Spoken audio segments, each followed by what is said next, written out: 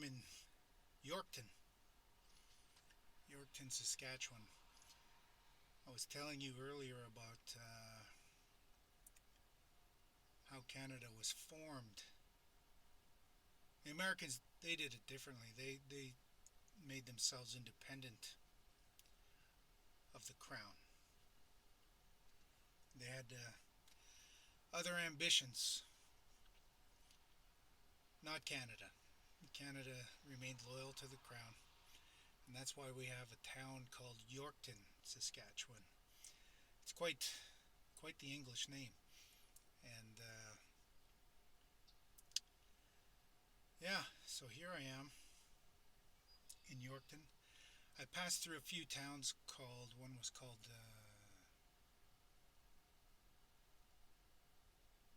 It doesn't matter what it was called.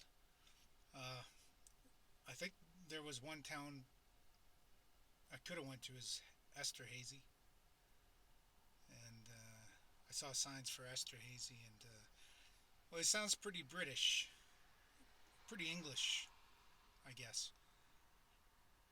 So we're in the land of New England, so to speak. And in my last video, I talked about how when the British defeated the French, they they weren't nice about it. Like when they had a truce and made peace, we're still having that battle today. They didn't really give up. Uh, Quebec right now is trying to call themselves a nation, but they were a colony of France when they got here. But now they're trying to say that they're a nation. That's fascinating.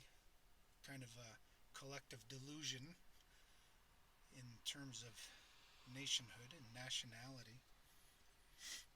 But no, I don't have the COVID. I'm sniffling because I have other health issues that cause me to sniffle. And the health issues, they start to pile up on top of your other issues. Anyways, I'm here at the Flying J in Yorkton, Saskatchewan. I'll show you what that looks like.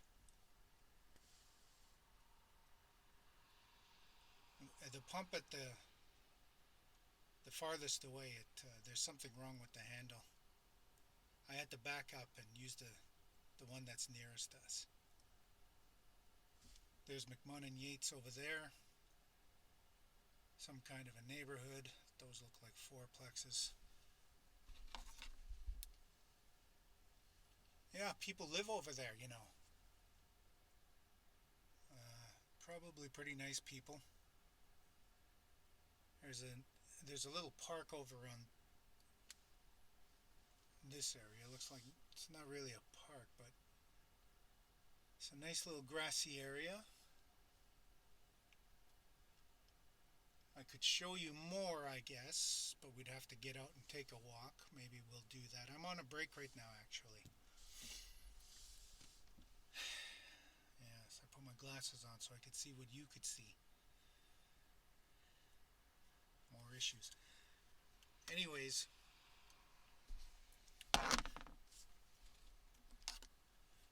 I can't. I work for a company. It's not this one, but it doesn't matter.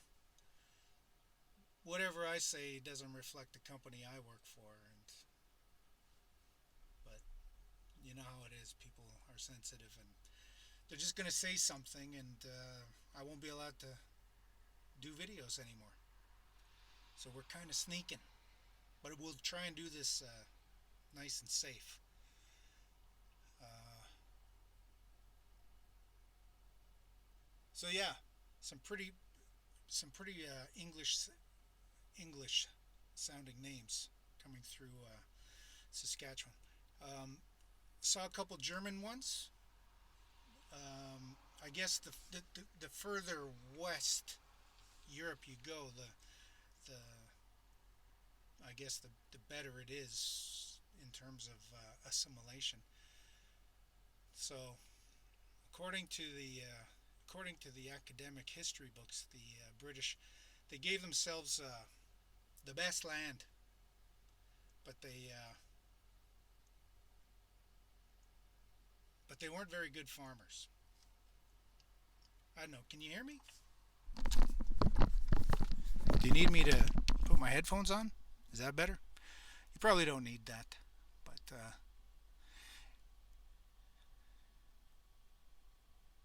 yeah, that's what I think about when I drive through Canada. And I'm Métis. I'm a person of Métis descent. Métis is actually it's not really real. Um, we're considered indigenous people, but I think I think if we were to be officially calling ourselves what we want to call ourselves, which is probably not going to be Métis. It's just something we all collectively decided on back in the 70s. I think actually, who decided that? Well, the word Métis was originally started by the Catholic Church. They were fond of Métis people. They called them the Métis. It's a French word. It means mixed. And back in those days, racism was the way to go in terms of thinking and ideology. So they said that we were Métis. They identified us as Métis. We didn't identify ourselves as Métis. They're the ones who said, "Oh, am I too close?" They're the ones who said that we were Métis. Um, I think the Crees had a word for us as well. Ote payam soyak. Ote payam soyak is how the utterance is, and it means they are their own bosses. The ones that are their own bosses. They are their own bosses, something like that. And the Anishinaabe, they have the same something similar in that they call us. But when you translate it all, you know, what Cree call themselves, what Anishinaabe call themselves, what Métis call them, well, not Métis, but it all translates to the people. So when the Cree have what they call themselves the people. The Anishinaabe, they call themselves the people. Uh, so we're all people, and that's how it breaks down in terms of identity and how you identify. Um, Louis Riel's here. Uh, I guess he agreed with the Catholics and said that, yeah, we're Métis people. That's the name we'll call ourselves. But I don't think we called ourselves Métis. I honestly don't think we said we were Métis. I think we were, as a people, we were probably really uneducated in the and ignorant in the ways of colonialism and English education, which they themselves were not that educated either. They think they were. They thought they were, but they really weren't. They were pretty stupid too. Ignorant. Um, Ignorant means without knowledge. They didn't even have knowledge of themselves, but they considered themselves to be superior to everyone else. Anyways, the story of Canada, as told by War Chief while trucking, and the Métis. Everyone else called us Métis.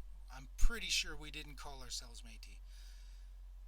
Uh, there were references to that.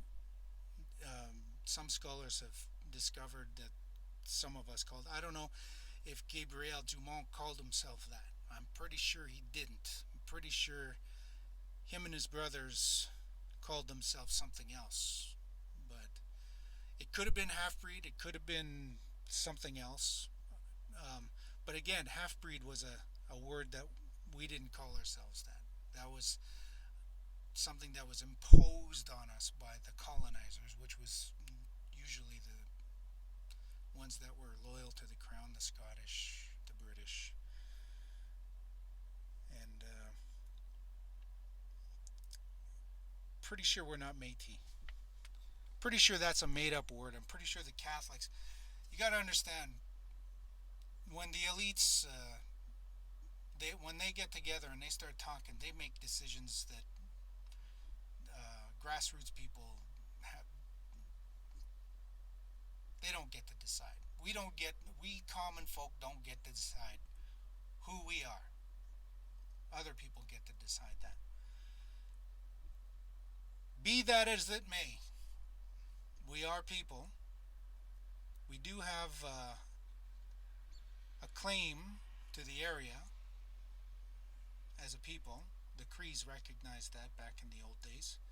The Anishinaabe, the Sioux people, everyone had pretty healthy respect for us, um, the people, and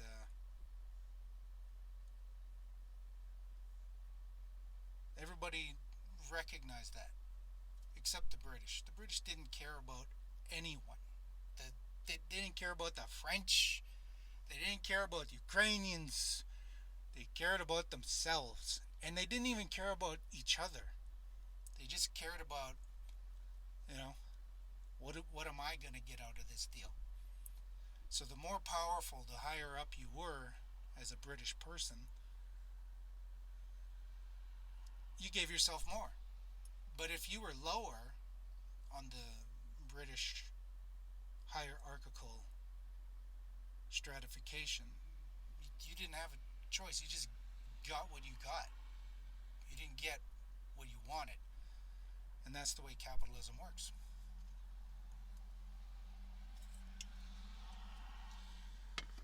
My plan was to drive through Yorkton and show you what it looks like. But you could probably do that on Google Maps.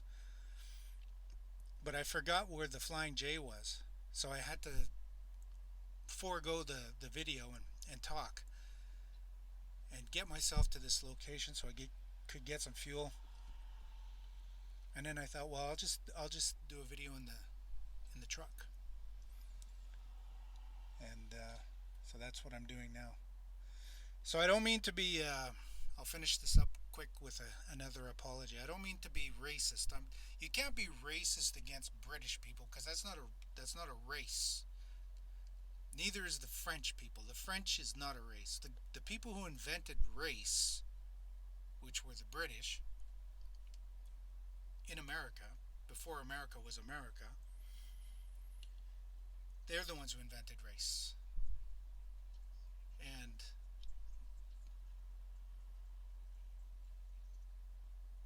anyways, the people who invent race are the ones who decide what race you are, what race you get to be. And so when they invented the white race, they're the ones who dictate the terms of your citizenship to the white race. And if you're from the black race, they invented that. The black people didn't invent black. That was imposed on them. They decide how black you are, what you get as a black person. When they invented the brown race, because there was no red one at the time, it was anybody who was brown, and I don't know who they were. I guess in the Middle East back then. Turkmenistan comes to mind. And then there was the yellow race, which was the Orientals. Apparently they figured we were from the yellow race, but they said we were red men. So how can you be red and yellow at the same time in terms of race? So that's race. That's the theory of race. That's the myth of race. And it became racism. But I'm not being racist here. I'm talking about ethnicities and cultures. I fancy myself to be an ethnologist more than a racist. So if I say something that's offensive, it's not racism. If I'm talking about people from India, Pakistan, there's a lot going on over there. There's Muslims there. There's Hindus and Sikhs, and I only know that because I care to know. Most people don't. But if that's the brown race, then that's the brown race. I wouldn't know. I don't believe in race. But so when I talk about these things in terms of Canada, because racism is involved, I'm not being racist. I'm telling your history, not mine. I know my history. I don't, but and I know your history probably better than you know your own, and that might come across as insensitive and uh, like I know it all. But I probably do know more than most people who identify as white, because when the Ukrainians arrived, they were the furthest thing from. They were not white. The Polish were not white. I don't even know if the Polish were Polish yet when race was invented. So I don't mean to be offensive, but I'm just telling you about your own history here. I don't even know who lives over there, but that's what I think about when I drive a truck through Canada. I think about what used to be here, and I see a lot of farmland, and I wonder how much forest they had to cut down to be able to farm. It must have been a lot. But, anyways, keep riding with me, and I hope you find this material interesting. Feel free to like, share, and subscribe. Um, Leave some comments. Be nice about it. And don't be racist. We're all going to know who the racist ones are because I'm going to be teaching or sharing what I know about race and racism. But yeah, Yorkton, Saskatchewan, they wanted to build themselves a little England here. And they started off by mimicking the names of England. Anyways, it's evening.